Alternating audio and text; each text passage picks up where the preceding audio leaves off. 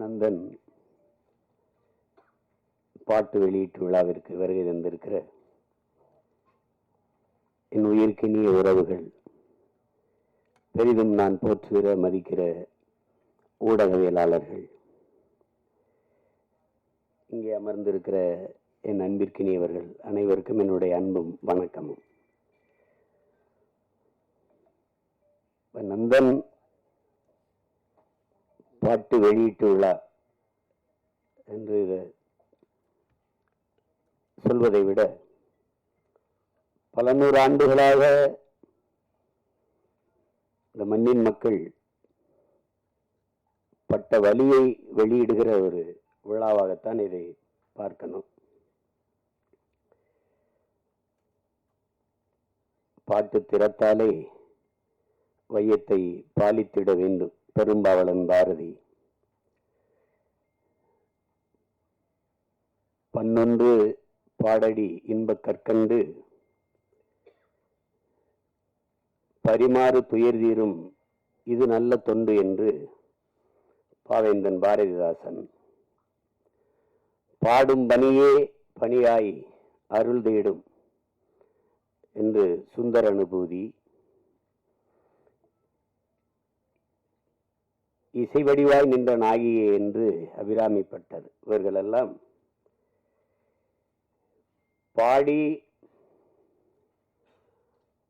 இந்த இசையால் உலகத்தின் எல்லா துயரங்களையும் போக்க முடியும், அளப்பரிய இன்பத்தை அடைய முடியும். இசையால் இறைவனையே மயக்க முடியும், இறைவனையே காண முடியும் என்று எண்ணற்ற பெருமக்கள் தங்கள் பாக்களால் நிரூபித்திருக்கிறார்கள். ஆனால் இந்த இசை, நந்தன் வெளியிடுகிற இசை, இறைவனை காண அல்ல, ஒரு நல்ல மனிதனை காண்பதற்கு, மானுடமுள்ள ஒரு மனிதனை காண்பதற்கு அவன் வெளியிடுகிற இசை. ஒளியை அடிப்படையாக வைத்து உருவாவதுதான் இசை.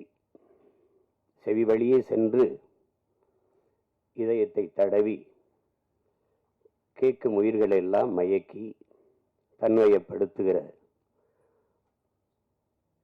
ஒளியே இசை, அந்த ஓசையே இசை. ஆனால் நந்தன் வெளியிடுகிற இசை இதயத்தை தடவப் போவதில்லை, அது தட்டும், பேரளவில் அது தாக்கும். அதுதான் நந்தனுடைய இசை. காரணம், அந்த இசையை மீட்டுகிற வீணை அதன் நரம்புகள் கம்பிகளால் ஆனவை அல்ல, இரத்தமும் சதையும் உள்ள மானுடனின் நரம்பினால் பின்னப்பட்டவை. செத்துப்போன மாட்டின் தோளிலிருந்து எடுத்து செய்யப்பட்ட பறையின் இசை அல்ல, உயிரோடு இருக்கிற மனிதனின் தோலை உரித்து உருவாக்கப்பட்ட பறையின் இசை. இது நாம் ஆடுவதற்கல்ல, அதிர்வதற்கு எழுப்பப்படுகிற இசை நந்தனின் இசை.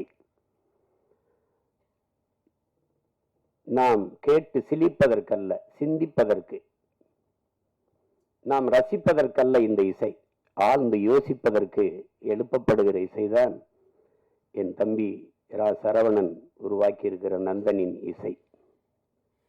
அந்த இசையின் நாயகன் என் அன்பு இளவல் சிப்ரான் அவர்களுக்கும், என்னுடைய அன்பிற்கினிய கவிஞர் ரவி அவர்களுக்கும் என்னுடைய பாராட்டுக்கள். இங்கே படத்தை பார்த்தவர்கள் கூட படத்தை பற்றி சொல்ல தயங்குகிறார்கள். என் தம்பி சரவணன்ட்ட கேட்டேன், கதை தெரிஞ்சிருமோ அப்படின்னு. கதை தெரிஞ்சாதான் படம் பார்க்கவே வருவாங்க. அது ஏதோ அதுல படத்துல மறைவுகள், அது என்ன பேசுறதுல கூட மறைச்சு மறைச்சு பேசுறாங்க. அது நீங்க போய் பாருங்க, நீங்க போய் பாருங்க அப்படின்னு சொன்னாதான் பார்க்க வருவாங்க அவங்க. ஒரு சில படைப்புகள் தான் திரையரங்கை விட்டு வெளியில போன பிறகு அந்த கதையும் கதைக்களமும் கதா மாந்தர்களும் நம் பின்னாடியே வருவார்கள், நம் கூடவே பல நாட்கள் இருப்பார்கள், நம் கண்ணை விட்டு நம் உணர்வை விட்டு அகல மறுப்பார்கள். அப்படிப்பட்ட ஒரு தாக்கத்தை ஏற்படுத்திய படைப்பு தான் என்னுடைய தம்பி ரா சரவணன் அவர்களுடைய படைப்பு நந்தன். 100 ஆண்டுகளாக இந்த இனம் தூக்கி சுமந்து வருகிற வழியை திரை மொழியில் பதிவு செய்யப்பட்டிருக்கு. நந்தனை எரிக்கும் போது நந்தன் எப்படி கதறி அழுதிருப்பானோ அந்த கதறல் தான், அந்த கதறல்களின் சில சிதறல்கள் தான் இந்த திரைக்காவியம். இது இங்கே தம்பி சசி அவர்கள் சொல்லும்போது இது ஆகச்சிறந்த ஒரு பதிப்பு. அது டப்புன்னு இந்த படத்தை பார்த்து அப்படி மறந்துட்டு கடந்தெல்லாம் போக முடியாது. அவ்வளவு ஒரு பதிப்பு. அது ஒவ்வொரு காட்சிகளும் அவ்வளவு கவனமாக பதியப்பட்டிருக்கு. அப்படிதான் நான் பார்க்குறேன். இங்கே பல நாட்கள் பார்க்கணும்னு அதை என் தம்பி சரவணன் வலியுறுத்தி நேரம் இல்லாமையால் ரொம்ப நேரம் நெருக்கடிகளில் பார்த்தும் கூட அந்த படம் எவ்வளவு வேலைப்பளுவும் என்னை விட்டு நீங்காத அந்த காட்சிகள் என்னை அழித்து கொண்டிருக்கிறது. அவ்வளவு பெரிய தாக்கத்தை அந்த படம் தந்திருக்கு. இதுல படத்தின் மாந்தர்கள், குறிப்பா என்னுடைய தம்பி சசி, அவன் நடித்த அயோத்தி படத்தை பார்த்து நான் பாராட்டினேன். என்னுடைய அருமை சகோதரர் ட்ரைடன் தியேட்டர் அந்த ரவிதான் தயாரித்திருந்தார். அது ஒரு சிறந்த படம். ஆனால் என் தம்பி சசியாவே இருப்பான். அதில் அது கதாபாத்திரம் அவனை நகர்த்தும். ஆனால் இந்த கதையில், இந்த படத்தில் முதல் பதிவிலிருந்து சசியை நீங்க மறந்து விடுவீர்கள். சசி என்ற ஒரு நடிகன் நீங்கள் இதுவரை திரையில் பார்த்த அந்த கலைஞன் இல்லை. உண்மையிலேயே கூடுப்பானையாகவே வாழ்ந்திருப்பான். அப்படி ஒரு உடல் மொழி, அவனுடைய உரையாடல், உச்சரிப்பு அவ்வளவு அருமையான ஒரு வெளிப்பாடு. அதை எவ்வளவு பாராட்டினாலும் தகும். அதற்கு பிறகு அது புதிய அறிமுகமாக இருக்கிற சுருதி அவர்களுடைய கதாபாத்திரம், அதனுடைய பங்களிப்பு, புதியவர் என்று யாரும் சொல்ல முடியாது திரையிலே. என்னுடைய தம்பி சமுத்திரக்கனி படத்தில் சிறிய நேரம் வந்தாலும் அதுதான் அது. இந்த சமூகம் ஒரு மானுடனை எப்படி பார்க்கணும், சக மனிதனை அப்படிங்கிறத அந்த கதாபாத்திரம் சொல்லுது. ரொம்ப ஆழமான கதாபாத்திரம். இந்த மொத்த திரைக்கதையும் தூக்கி நிறுத்துற ஒரு ஒரு ஒரு ஒரு ஒரு கதாபாத்திரம் இருக்கு. அதை நடிச்சிருக்கிறவன் என் தம்பி பாலாஜி சக்திவேல். நானும் என் தம்பி சசியும் பேசிட்டு இருக்கும்போது, பாலாஜி என்னடா அப்படி நடிச்சிருக்கான் அப்படி. அவன் கதாபாத்திரம் மட்டும் மொத்த படத்தையும் தாங்கி நிற்று. ஒரே தூண்ல ஒரு பெரிய கட்டடத்தை தாங்கி நின்னா விடியோ அப்படி நிற்கிது அந்த கதாபாத்திரம். அவ்வளவு சிறப்பா அது செஞ்சிருக்காங்க. அது செஞ்சிருக்கான். அது சும்மா சொல்ல முடியாது. தம்பி ஜிப்ரான் அவர்களுடைய இசை, தம்பிக்கு சமுத்திரக்கனி குறிப்பிட்டது மாதிரி,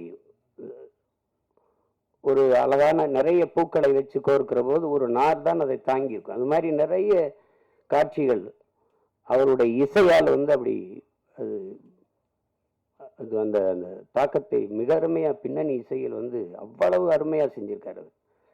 அதை ரொம்ப யோசிச்சு தான் வடிவெடுத்திருக்காங்க. ஜிப்ரான் தான் அது. ஏன்னா பின்னணி இசையில் ஒரு படத்தை தூக்கி நிறுத்துகிற ஆற்றல் ரொம்ப அரிதினும் அரிது. அது உலகத்திலே ஆகச்சிறந்த ஒரு இசை மேதை உண்டென்றால் அதற்கு நம்முடைய அப்பா இளையராஜா அவர்கள் தான். இன்னைக்கு அவருக்கு அடுத்து நிறைய இளவல்கள் வந்துட்டாங்க. இந்த மாதிரி அதை திரைக்கதையை இசையால் தூக்கி சுமந்து போற ஒரு ஆற்றல் மிக்க இளைஞன் தம்பி ஜிப்ரான் அவர்கள். அவருடைய படைப்பு, ஒளிப்பதிவாளர் சரண், கலை இயக்குநர்கள் எல்லாம் சிறப்பாக செய்திருக்கிறார். ஒரு அந்த புதிதாக நடித்திருக்கிற இப்போ இருக்கிறாங்க நிலா, சுதாகர், அவங்கெல்லாம் அதாவது தொழில்முறை நடிகர்கள் இல்லை. ஊரில் இருக்கிறவங்க அது ஒருத்தர் கூட ஒரு தவறாக ஒரு எப்படி சொல்றது முகபாவத்தை தந்திருக்க மாட்டாங்க. எல்லாம் உரிய அளவுக்கு உரிய அளவில் பிரமிச்சிருவீங்க நீங்க. இந்த மாதிரி நேர்த்தியான படங்கள் ரொம்ப நாளாச்சு. நம்முடைய வணக்கத்திற்குரிய ஐயா மகேந்திரன், என்னுடைய அப்பா பால்மேந்திரா, அப்பா பாரதி ராஜா, இவருடைய படங்கள்ல தான் அவ்வளவு பெரிய நேர்த்தி இருந்தது, அவ்வளவு ஒரு தாக்கம் இருந்தது. ஆனால் சில படங்கள் பொழுதை போக்கும். அதுக்கு வரியே நம்ம கேளிக்கை வரின்னு தான் விதிக்கிறோம். அது பொழுது போக்கும்.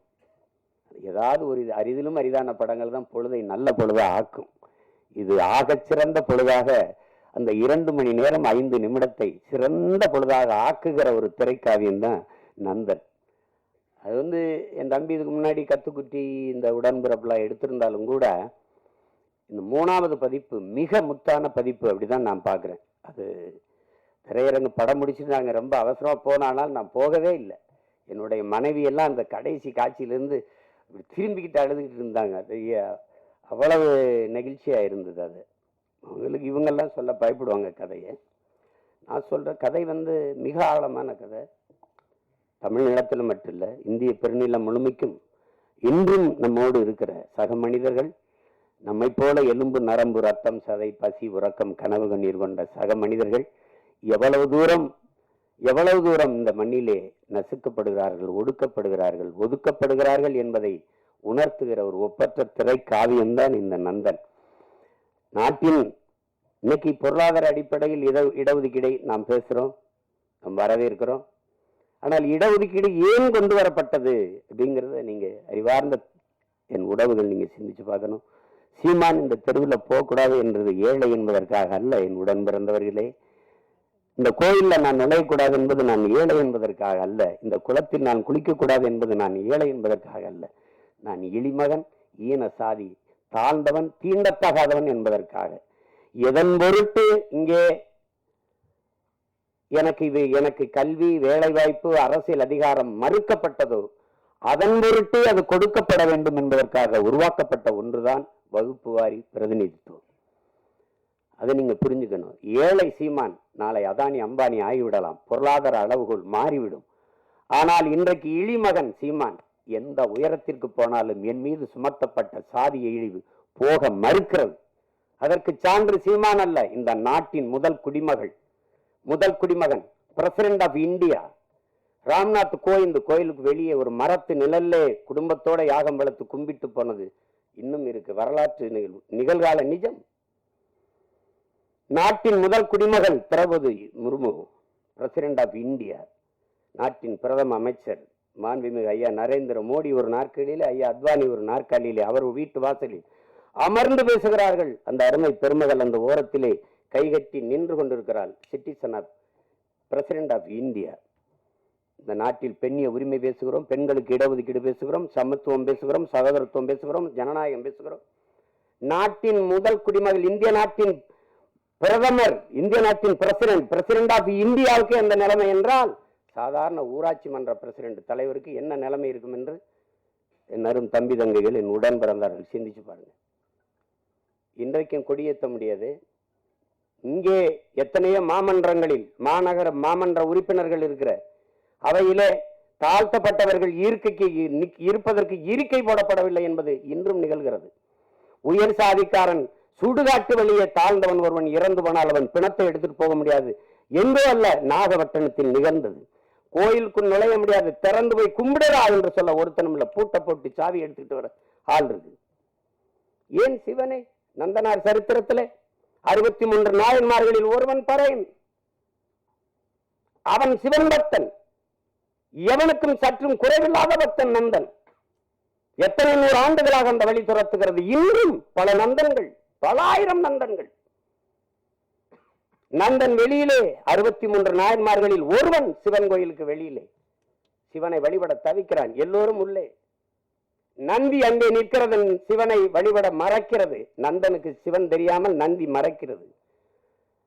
அதை பார்த்த சிவன் நந்தியை நகர்த்தி வைத்தான் என்பது வரலாறு கதை. அப்போது என்ன கேட்க தோன்றும்? எந்த ஒரு மானுடனுக்கும் ஒரு கேள்வி எழும் இல்லையா? நந்தியை நகர்த்தி வைத்த சிவன் நந்தா உள்ளவாடா என்று ஏன் கூப்பிடல? இந்த கேள்வி எழுமா இயலாதா? அப்ப இறைவனுக்கும் தீண்டாமை இருந்ததா? நீனும் சாதிய பாகுபாடு பார்த்தாய? பாருங்க, இந்த கேள்விதான் படம், நந்தன் படம்.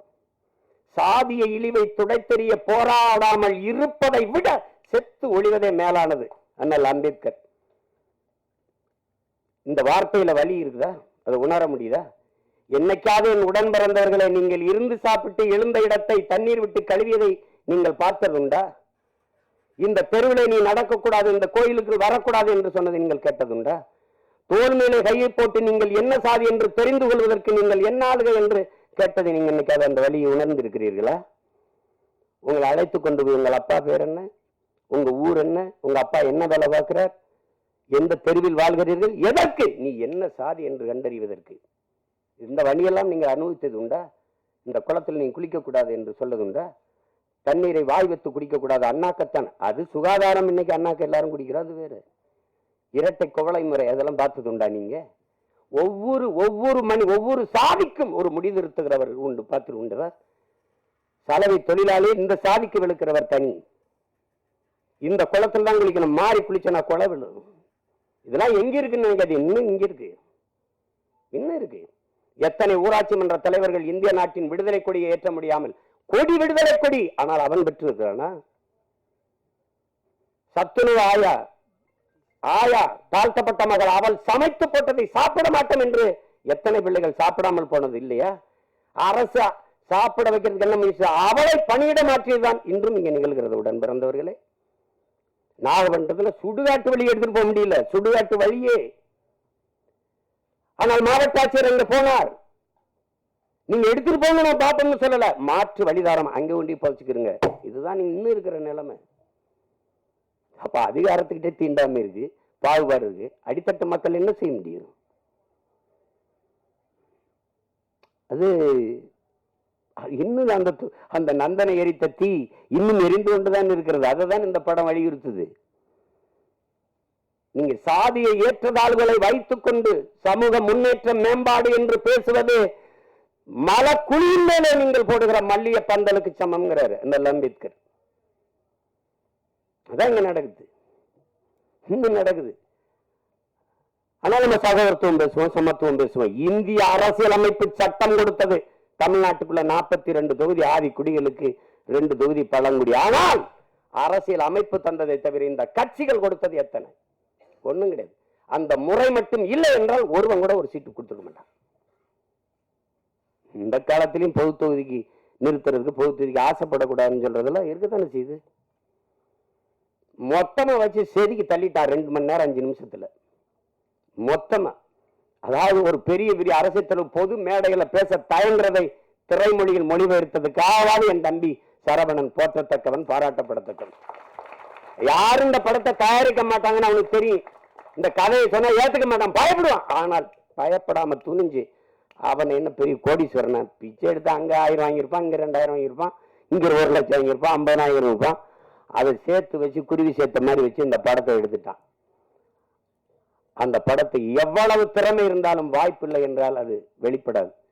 ஆனால் இவ்வளவு ஒரு அற்புத திரைப்படத்தை கொண்டு போய் சேர்க்கிறேன்னு துணிந்து வந்த இந்த மகன் ரவி, ட்ரேடன் ஆர்ட்ஸ் ரவி, எவ்வளவு வேணாலும் பாராட்டலாம்.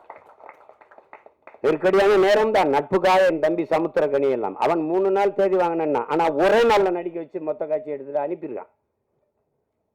இப்ப நான் நேற்று ராத்திரி இரவுல இறங்கி இப்ப போகணும், திருப்பி உடனே போய் இரவுல எனக்கு மதுரையில பொதுக்கூட்டம், திருப்பி போனாலும் என் தம்பிகள் மேல நான் வச்சிருக்க பேரன்பு. ஒரு தம்பி படம் எடுத்தாலே வருவேன், எல்லா தம்பியும் சேர்ந்து எடுத்திருக்கான். படத்தை சொதப்பி வச்சா போடான்னு திட்டிட்டு போவேன். நல்லா வேற எடுத்திருக்கான், ரொம்ப நல்லா வேற எடுத்திருக்கான். அவன் கூட்டி வரல சரவணன், படம் என்னை அழைத்து வந்திருக்கு, நீ பேசு, படத்தை பற்றி பேசு. எல்லாரும் அற்புத பங்களிப்பு. ஒழிப்பதெல்லாம் சின்ன சின்ன பசங்களா இருக்கிறாங்க. திறம்பட்ட ஆளுமை எல்லாருமே வெளிப்படுத்திருக்காங்க. அதுல குறிப்பா நான் பொறாமைப்பட்டது ஒன்று இருக்கு. என் தம்பி சமுத்திரக்கனியின் கதாபாத்திரம், அந்த காட்சி அதை நடிச்சு அந்த ஒரு நாளை எனக்கு கொடுத்துருக்க கூடாதாடா அப்படின்னு சரவணனை திட்டினேன். சசிகிட்ட கூட சொல்லிட்டேன், அந்த கதாபாத்திரத்தை என்ன நடிக்க வச்சிருக்கலாம்லடா. ஏன்னா நான் தான் அவன், என்னுடைய கதாபாத்திரம் தான் கனி நடிச்சிருக்கான், அருமையா நடிச்சிருக்கான். அவன் அப்பப்ப அப்படி எங்கேயாவது அவன் போறான். இப்ப நான் எனக்கு ரொம்ப பொழுதுனா விஜய் சூப்பர் தான் பார்ப்பேன். என் மகன்கிட்ட வீட்டு திரை போடலாம்னா, அப்ப தெலுங்கு டப்பிங் படத்துக்குலாம் எதுக்குப்பா வீட்டு திரைன்னு கேட்கிறான். அந்த மாதிரி பார்ப்பேன். அதுல எந்த படம் பார்த்தாலும் என் தம்பி இருக்கான். மகேஷ் பாபுவோட நடிக்கிறான், ரவி தேஜாவோட சண்டைய போடுறான், அங்க பாக்குற எல்லாரும் இருக்கான். நான் சொல்ல, டேய் சசியா எப்ப எந்த படத்துலயும் இருக்கான் அவன். அவங்க கேமரா இல்லாம கூட போனாலும் போவாங்க. இவருக்கு தம்பி கனி இல்லாம படப்பிடிப்பு போக மாட்டாங்க இவர்களா. அந்த நேரத்திலையும் பார்த்தா இப்ப சொல்லியிருப்பான், காலையில 6 மணிக்கு தூங்காம குளிச்சுட்டு வந்துருக்கான். அண்ணன் தூங்கிடுவா கொஞ்சம் நேரம் கேட்கிறான். இப்ப திருப்பி அவன் தேனிக்கு போகணும், நான் மதுரைக்கு போகணும். அத்தனை ஓட்டங்களுக்கு இடையில ஒரு கொஞ்ச நேரம் நில்லுங்கடான்னு இந்த படம் நிறுத்தி வச்சிருக்குன்னா அது காரணம் அந்த படத்தில் இருக்கிற தாக்கம் தான். நான் சும்மா சொல்ல, நல்லா இருக்குன்னா நல்லா இருக்கு, நல்லா இல்லைன்னா அப்புறம் போயிட்டு பேசிட்டா. என் தம்பி பொண்ணு பார்க்க போன கதை தான் சொல்லுவாங்கல்ல, நான் போயிட்டு வரட்டா அப்படின்னு. நீங்க இது எவ்வளவு காலத்துல இருந்து இருக்குது பாருங்க. இன்னைக்கு நேற்று நம்மளை தொடரல. பிறப்பு ஒக்கும் எல்லா உயிருக்கும் என்று பாட வேண்டிய தேவை ஏன் வள்ளுவ பெருமகனாருக்கு வந்தது? பகுத்துண்டு பல் உயிர்கள் ஓம்புக என்று ஏன் சொல்ல வேண்டிய அவசியம் இருந்தது? சாதி இரண்டொழிய வேறில்லை சாற்றுங்கால் நீதி வலுவா நெறிமுறையில் மேதினியில் இட்டோர் பெரியார் இடாதார் ஈழிகுலத்தோர் பட்டாங்கில் உள்ளபடி என்று பாட வேண்டிய அவை பெருமாட்டிக்கு ஏன் வந்தது? பறச்சியாவதேதடா பணத்தியாதேவதா இறைச்சி தோல் எலும்பிலே இலக்கமிட்டு இருக்குது என்று பாட வேண்டிய சித்தர் சிவாக்கிற்கு ஏன் வந்தது? எதுக்கு வருது? யாரு மேல கீறினாலும் ரத்தம் ஒண்ணுதான், ஆக மொத்தம் நீ நானும் 10 மாதம் தான். தாத்தா பட்டுக்கோட்டைக்கு ஏன் வந்தது? சாதிகள் இல்லையடி பாப்பா குல தாழ்ச்சி உயர்ச்சி சொல்லல் பாவம் நீதி உயர்ந்த மதிவந்தி அன்பு நிறைய உடையோர் மேலங்கிறான். யாரு? பாரதி. என்ன எல்லாம் கேட்பான், பாட்டன் பாரதிங்கிற. அப்படி சீமானுக்கு எப்படி பாரதி பாட்டன் ஆயிட்டா அப்படின்னு வெறிவர் மல்லையா? பெரியாரது எல்லாருக்கும் தந்தையா இருக்கும்போது பாரதி எனக்கு பாட்டனா இருக்கிறதுல என்ன உங்களுக்கு பிரச்சனை? என்ன பிரச்சனை? சோனியா காந்தி அன்னையா இருக்கும் போது பாரதியும் எனக்கு பாட்டனாவும் ஊவேசா எனக்கு தாத்தாவா இருக்குல்ல, என்ன பிரச்சனை? சாதிகள் இல்லையடி பாப்பா என்று பாடியவனை பாப்பான் என்று சொல்லிக் கொடுத்தவன் எப்படி இருக்கு? ஆழ்ந்து போங்க, வலிக்கும், இறங்குங்க. நான் இப்படித்தான் என் வீட்டு வாளி விழுந்துருச்சுன்னு தான் கிணத்துக்குள்ள குதிச்சேன். மூலிகை போகும்போது என் பரம்பரையே உள்ள கிடக்குன்னு தெரிஞ்சு முதல்ல என் வாளி எடுக்கத்தான் இறங்கினேன் நான் கிணத்துக்குள்ள. உலங்கு பாருங்க, இருட்டறையில் உள்ளதா உலகம், சாதி இருக்கின்றதென்பானும் இருக்கின்றானே என்றான் புரட்சி பாவலன். பாருங்க, தமிழுக்கும் அமுதன் என்று பேர் அந்த தமிழ் இன்பத்தமிழ் எங்கள் உயிருக்கு நேர்ந்து பாடிய பாரதிதாசன் புரட்சி பாவலன். தமிழ் வளர்த்தல் ஒன்று, சாதி ஒழித்தல் மற்றொன்று என்று பாடல. சாதி ஒழித்தல் ஒன்று, நல்ல தமிழ் வளர்த்தல் மற்றொன்று. நான் முதல்ல ஒழிக்கணும்டா சாதி. என்ன கடவுள் வரி சமய வரி கண்ணன் நிகர் தமிழுக்கு நோய் நோய் நோயே இடை வந்த சாதி எனும் இடர் ஒழிந்தால் ஆழ்வது நம் தாய் தாய் தாயேன்னா அதை ஒழிக்கணும்டா அப்படின்னா. அப்புறம் எங்கிட்ட சகோதரத்துவம் சமத்துவம் ஜனநாயகம் ஏன் பேசுற? ஏன் பேசுற? மக்கள் எப்படி இருக்கானா? இல்ல, அயோத்தியில ஒரு பொது தொகுதியில் அகிலேஷ் யாதவ் ஒரு தாழ்த்தப்பட்ட தமிழ் மகனை நிறுத்தி பொது தொகுதியில் வென்றான். மக்கள் சரியாக இருக்கான். 21 தேர்தலில் 16 இடங்கள் பொது தொகுதியை கொடுத்த ஆதி தமிழ் குடிகளுக்கு. என் அரும் சொந்தங்களை உங்கள்கிட்ட சொல்றேன், நீங்க வேணா எடுத்து புள்ளிவரங்களை பாருங்க. நான் பொது தொகுதியில் ஆதி தமிழ் பிள்ளைகளை நிறுத்திய இடத்தில் தான் எனக்கு வாக்கு அதிகம். நீங்க எடுத்து பாரு வேணா புள்ளி விவரங்களை. அப்ப மக்கள் சரியா இருக்காங்க, நீ சரியா இல்ல. எல்லா வழியும் மொத்தமா ஒரு படம் பேசுதுன்னா அது நந்தன் பேசுது. அந்த படத்துக்கு பேர் பொருத்தம் அப்படி இருக்கு. நந்தனார் சரித்திரம் நீங்க அது பார்த்திருக்க முடியும். இப்ப அப்பெல்லாம் நாடகமா கூட வந்துச்சு, இப்ப இல்ல. அதுதான் அந்த நந்தனை எரித்த தீயில் ஒரு கொஞ்சம் எடுத்துட்டு வந்துதான் எரிய விட்டுருக்கான் என் தம்பி. அந்த நந்தன்ல கயிறை வச்சிருக்கான் பாருங்க. கல்வி அறிவற்ற சமூகம், படிக்க பள்ளிக்கூடம் கல்வி என்ன சொல்றது, கல்வி வரவே மறுத்த சமூகம் நாங்க. SC ST schedule tribes SC Paraiyar சேதந்தரர் எல்லாருக்கும் இடஒதுக்கீடு இருக்கு. 18 விழுக்காடு. முதல்ல எஸ்டிக்கு கம்யூனிட்டி சர்டிபிகேட் இருக்கா? சாதி சான்றிதழ் இருக்கா? ஆதி தமிழ் குடி குறவருக்கு இருளருக்கு சாதி சான்றிதழ் இருக்கா? இல்ல. திருவண்ணாமலை மாவட்டத்தில் இல்லாம போராடும் போது இங்கிருந்து நான் வண்டி எடுத்துட்டு போய் அந்த மக்களோட உட்கார்ந்து பள்ளிக்கூடத்தை விட்டு கர்ப்பிணி பெண்கள் வேலைக்கு போகாம அந்த குறவர் குடி மக்கள் உட்கார்ந்து அவங்களோட உட்கார்ந்து போராடி 3000 பேருக்கு சாதி சான்றிதழை நான் பெற்றுக் கொடுத்திருக்கிறேன் என்றால் அப்ப எந்த நிலைமையில் அவன் மக்கள் இருக்கான்? சாதி சான்றிதழ் இல்லாதவன் என்ன சலுகையை பெற முடியும்? ரேஷன்ல அரிசி போடுறான், சரிதான், ரேஷன் கார்டுல தானே வாங்க முடியும், கார்டே இல்லையே. அந்த மக்களின் வழியை நீங்க அது பார்த்தாதான் தெரியும், அனுபவிச்சாலும் தானே தெரியும். நமக்கு எல்லாமே செய்தி தான். விவசாயி செத்தாலும் செய்தி தான், நமக்கு மீனவன் செத்தாலும் செய்தி தான், எல்லாமே நமக்கு செய்தி தான். அதனால் இந்த படத்தை பார்த்துட்டு அப்படி கடந்து போக முடியாது. பத்திரிகை இதழியல் உறவுகளுக்கெல்லாம் போட்டு காமிச்சாரா இல்லையான்னு தெரியல. நீங்க பார்க்கும்போது நான் பேசுற அந்த உணர்வு உங்களுக்கு புரியும். இது அது அவ்வளவு சிறந்த ஒரு படைப்பு. அதுக்கு எடுக்கிறதுக்கு ஒரு அசாத்திய துணிவு வேணும். கதைக்களத்தை முதல்ல உள்வாங்கணும். அந்த கதாபாத்திரங்களை அந்த திரைக்கதை அவ்வளவு செறிவா அவர் அந்த வழியை ஏற்படுத்துற அளவுக்கு செதுக்கிட்ட ரொம்ப அசாத்தியமான ஒரு படைப்பு. சமீப காலத்துல ஒரு நீங்க தெருவில் நடந்துகிட்டே போகும்போது ஒரு அழகான ஒரு இடத்த பார்த்தா நின்று கொஞ்ச நேரம் பார்ப்பீங்கல்ல, அப்படி எத்தனையோ படம் பார்த்து நீங்க கடந்து போனாலும் நந்தன் படத்தை கொஞ்ச நேரம் நின்று அப்படி பார்ப்பீங்க. அப்படி ஒரு தாக்கத்தை ஏற்படுத்தக்கூடிய படம். அது நம்ம இன்னைக்கு இல்லை, எத்தனை முன்னோர்கள் நம்ம முன்னோர்கள் பாடியிருக்காங்க சாதி இழிவு தீண்டாமை கொடுமைக்கு. தாத்தா முத்துராமலிங்கத்தேவர் அவர்களை இன்னைக்கு எல்லாம் சாதியவாதியா தான் இந்த சமூகம் பார்க்குது, போட்டு அப்படி கட்டமைக்குது. சாதிய எண்ணம் கொண்டவன் அரசியலுக்கு வந்தால் நாடு நாசமாகி முடியும் பேசுனது அவர் தான். சாதிய சிந்தனை கொண்டவன் இறைவனையே வழிபடாருகிறதை கற்றவன் அவர் தான். உன்கிரகை உயர்ந்தது உழைக்கிறகை தாழ்ந்தது என்கிற எண்ணம் எவருக்கும் இருக்கக்கூடாது. இறைவனுக்கு முன்பே இரண்டு கையும் இணைத்துத்தான் வணங்குகிறோம் என்று சொன்னதும் அவர் தான்.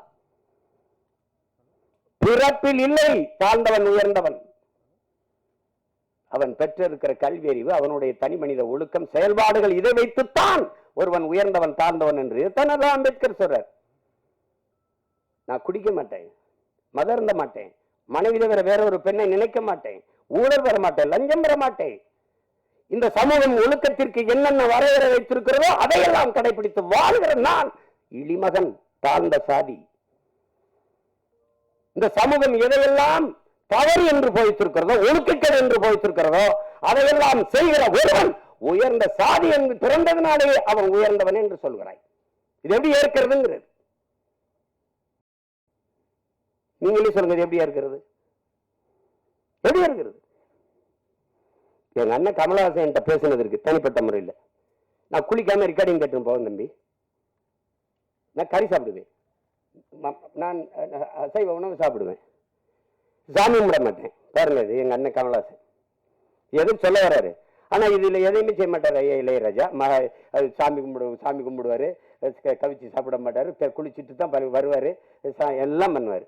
அவர் பறையன், நான் ஐயன். புரியுதா? இந்த வேறுபாடு புரியுதா? சமூகம் எப்படி கட்டமைச்சிருக்கு பாருங்க. இப்ப யாரு உயர்ந்தவர்? எது உயர்ந்தது? எதன் அடிப்படையில் நம்ம அதை பார்க்கிறோம்? அதான் பிரச்சனை. ஒரு மனிதன் என்ன வழி இருந்தா பேசிட்டு பாருங்க. ஒரு மனிதன் ஒரு வாழ்நாளில் 10,000 புத்தகங்கள் படிக்கணும். இது சீன பழமொழி. ஐயா இறைவன் எழுதின 10,000 மைல் பயணத்துல முதல்ல அதை எழுதியிருப்பார். 10,000 புத்தகங்கள் படிச்சிருக்கணும், 10,000 கிலோமீட்டர் பயணம் செஞ்சிருக்கணும். இது ஒரு மனிதனுடைய வாழ்நாள்ல. அது சீன பொன்மொழி. அதை எடுத்திருப்பார். 10,000 மைல் பயணம் புத்தகத்தை படிச்சீங்கன்னா முதல்ல இதை எழுதியிருப்பார். ஆனால் 64,000 புத்தகங்களை படித்த ஒருவன் இருக்கான் உலகத்துல. தனி மனிதன் நூலகம் தெற்காசிய கண்டத்திலேயே பெரிய நூலகமாக இருந்தது ஒருத்தனுடையதுதான். அவன் ஜமீனும் இல்லை, திவானும் இல்லை, அவன் அமைச்சர் பெரிய கோடீஸ்வரனும் இல்லை. அப்படி புத்தகங்களா வாங்கி சேர்க்க. அவன் நகையை வாங்கி சேர்த்தான், காரை வாங்கி சேர்த்தான், சொத்தை வாங்கி சேர்த்தான். ஒருத்தன் புத்தகத்தமா சேர்த்திருக்கான். படுக்கிற இடம் கூட தான் படிக்கிற இடத்துக்கு பக்கத்தில் இருக்கணும். நூலகத்துக்கு அருகிலேயே அறை எடுத்து தங்கியவன். உலகத்தின் தலை சிறந்த கல்வியாளன் சிலையை திறக்க போகிறோம் என்று ஆஸ்திரேலிய பிரதமர் போய் சிலையை திறக்கிற ஒரு சிவப்பு பட்டு துணியிலே போர்த்தி இருக்கிறது. திறக்கிறாங்க, மார்பளவு சிலை. திறந்தால் அறிவாசன் அண்ணல் அம்பேத்கருடைய சிலை. என் அருமை பெருமக்களே, அந்த பேரறிஞன் சொல்லுகிறான், அவன் பட்ட வழியில் இருந்தவன் மொழி வருகிறது. ஆடு குளித்து செல்கிறது இந்த குளத்திலே, மாடு குளித்து செல்கிறது, சக மனிதன் நான் குளித்து குடித்து வெளியேறக்கூடாதா? அந்த வழியை நீங்க புரிஞ்சுக்கிட்டீங்கன்னா இந்த படம் உங்களுக்கு ரொம்ப பிடிக்கும். இந்த வழியின் மொழிதான் நந்தன்கிற திரைக்காவியம். வழி இருந்தால் படத்தோட பொருந்திருவியே, அது உங்களை பாதிக்கும். இல்லை என்றால் இந்த படம் போதிக்கும். ஆனால் எப்படியாவது இந்த படம் உங்களை செய்யும். படைப்பு என்பது என்ன? என் உடன் பிறந்தவர்களே, ஒரு கல்லூரி வாசலில் ஒரு கல் இருக்குது, பெரிய கல். அவன் என்ன சொல்றான், இதை எடுக்கணும், என்னடா பண்ணலாம் அப்படின்னு. அடிச்சு நொறுக்கி பூமிக்குள்ள புதைச்சிடலாம் ஒரு மாணவன். அது எழுதிட்டு இது என்ன செய்யலாம்னு சொல்லுங்கடான்னா ஒருத்தன் எழுதிட்டு வரான். அடிச்சு நொறுக்கி சின்ன சின்ன கற்களா வச்சு பூமிக்குள்ள புதைச்சி விட்டுறலாம் ஒருத்தன் இதை உடச்சி 2ஆ போட்டு படிக்கல்லாம் போட்டு எல்லாம் நடந்து போகலாம். அது எப்படி ஒருத்தன் எழுதுறான், அது தேவையற்ற பகுதியை நீக்கிடலாம். சரி நீக்கு பார்ப்போம்னா தேவையற்ற பகுதியை நீக்கினா அழகான சிலையா இருக்குது, அதை பார்த்து எல்லாரும் ரசிக்கிறான். இதுதான் படைப்பு. இது தேவையற்றதை நீக்கிறதுக்கான பெரிய முயற்சி தான் நந்தனுங்கிற ஒரு அழகிய கலைப்படைப்பு. அதை புரிஞ்சு கலைப்படைப்பு அதுதான். அதை என் தம்பி ஆளு ஒல்லியா இருக்கான், உளி மாதிரி இருக்கான்னா செதுக்கி இருக்கான். உளியே சிற்பியாக இருந்து செதுக்கிய படம் தான் திரைக்காவியம் தான் இந்த நந்தன். எவ்வளவு வேணாலும் நீங்க விட்டீங்கன்னா நான் எனக்கு விண்ணூர்திக்கு நேரம் இருந்ததுன்னா பேசிட்டே இருப்பேன். அவ்வளவு தாக்கத்தை என்னுள்ள ஏற்படுத்திய ஒரு திரைக்காவியம் நந்தன். அயோத்தியிலே இதே தான். ஆனா அந்த திரையரங்க வாசல்ல தான் பேச முடிஞ்சது, இது மாதிரி பேச வாய்ப்பு இல்லை. இப்ப நிறைய கதையை சொல்லிட்டேன்னா அது இந்த வெளியிடுறவர் என் தம்பி ரவி கோச்சால் கோச்சுக்காரு. வெற்றி விழாவில் ஒரு தடவை வெற்றி 50 நாள் ஓடி ஓடி வரும்போது விழா எடுத்துரும், மறுபடியும் பேசுவோம், மிச்சத்தை பேசுவோம். ஒரு சிறந்த படைப்பு, ஆகச் சிறந்த படைப்பு. அருமை இளவல்கள் எல்லோரும் இணைந்து ஒப்பற்ற ஒரு திரைக்காவியத்தை தந்திருக்கிறார்கள். இன்றும் நம்மோடு வாழ்ந்திருக்கிற சக மனிதர்களின் வழி அதை திரையில் மொழிபெயர்த்த என்னுடைய தம்பி சரவணனுக்கு என்னுடைய அன்பு நிறைந்த வாழ்த்துக்கள், பாராட்டுக்கள். எவ்வளவு வேணாலும் சொல்லலாம். அவனோடு உடனிருந்த ஒத்துழைத்த ஒவ்வொரு திரைக்கலைஞர்களுக்கும் என்னுடைய அன்பும் வாழ்த்துக்களும். இங்கே இந்த செய்தியை எடுத்துக்கொண்டு போய் நீங்க எப்பவுமே நல்ல ஒன்றை பாராட்டி இருக்கிறீர்கள். இது ஒரு சிறந்த படைப்பு, கொண்டு போய் சேர்த்து இந்த படத்தை வெற்றி பெற செய்யுங்கள். எளிய கலைஞர்கள், இளைய கலைஞர்கள் சேர்ந்து உருவாக்கிய ஈடு இணையற்ற ஒரு திரைக்காவியம். இது வெற்றியடையட்டும். இன்னும் பல சிறந்த திரைப்படங்கள் நமக்கு உருவாகட்டும். அது இது ஒரு இது இது ஒரு ஒரு புரட்சி என்பது புரட்சி பகத்சிங்கிட்ட போய் புரட்சினா என்ன? புரட்சி என்பது ரத்தம் சிந்தும் வன்முறையாகத்தான் இருக்க வேண்டும் என்பது அல்ல. அது துப்பாக்கி தோட்டாக்களை தொழுவதும் அல்ல. அப்ப எதுதான் பகத்சிங் புரட்சி? வெளிப்படையாகவே அநீதிகளால் கட்டமைக்கப்பட்ட சமூகத்தை தகர்த்து முற்றுமுழுதாக புதிய ஒரு சமூகத்தை படைப்பதுதான் புரட்சிங்கிறான். அப்படி ஒரு புதிய ஒரு சமூகத்தை படைப்பதற்கான முயற்சி தான் நந்தன் படம் ஏற்படுத்த போகிற புரட்சி. புரட்சி என்பது ஒவ்வொரு மனிதனின் காலுக்கு கீழே காத்து கிடக்கிறது காய்ந்த சருகுகளாக, ஒரு தீக்குச்சியின் உரசலுக்காக.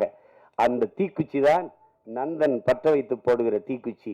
அன்பிற்குரியவர்களை, புரட்சி தீ பற்றி எரியட்டும். மாற்றம் என்பது மானுட தத்துவம். மாறாது என்ற சொல்லை தவிர மற்றவை அனைத்தும் மாறிவிடும்.